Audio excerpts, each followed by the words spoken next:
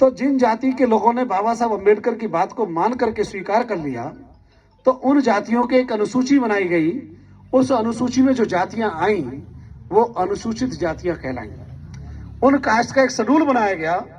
उस शेड्यूल में जो कास्ट आई वो शेड्यूल कास्ट कहलाई। जो गांव से बाहर जंगल या पहाड़ों पर रहते थे वो शेड्यूल ट्राइब्स कहलाए, आदिवासी कहलाए। और पिछड़े समाज के भाइयों ने कांग्रेस के बहकावे में आकर के उस समय बाबा साहब की बात को नहीं माना और कांग्रेस ने बहकाया था, ये पिछड़े समाज के लोगों, यदि आप अम्बेडकर की बातों में आए तो हम आपका भी बहिष्कार कर देंगे, हम आपको भी अछूत बना देंगे। इस डर की वजह से इन पिछड़े समाज के लोगों ने बाबा साहब की बात उस समय नहीं मानी। लेकिन साइमन कमीशन ने पूरी रिपोर्ट तैयार करके, पूरे देश में भ्रमण करने के बाद पूरी रिपोर्ट तैयार करके भारत सरकार को सौंपने का काम लंदन में किया। चूंकि भारत की सरकार लंदन से चलती थी, अंग्रेजों की सरकार।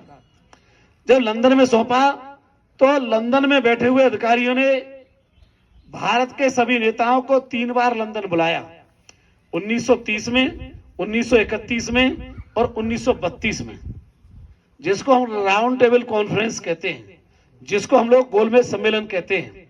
3 बार बुलाया, वहां चर्चा हुई, बहुत सारी बहस हुई, परंतु जो बाबा साहब अम्बेडकर जी के तर्कों के सामने किसी की नहीं चली।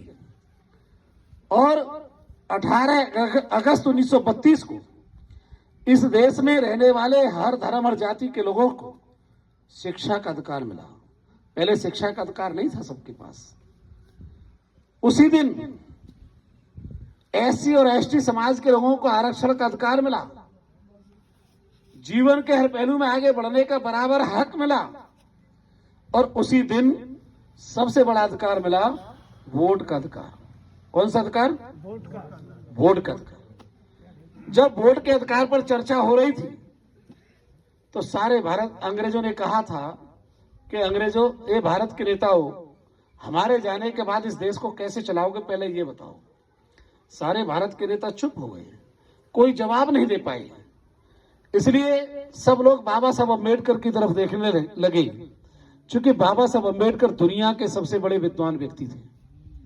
जब उनकी तरफ देखा आशा भरी निगाहों से, तो बाबा साहब अम्बेडकर ने अंग्रेजों को जवाब दिया, ए अंग्रेजों, आपके जाने के बाद हम इस देश को to the people, by the people, for the people तथा डेमोक्रेसी, हिंदी में कहते हैं जनता का शासन, जनता द्वारा और जनता के लिए, अर्थात लोकतंत्र के आधार पर इस देश को चलाने का काम करेंगे।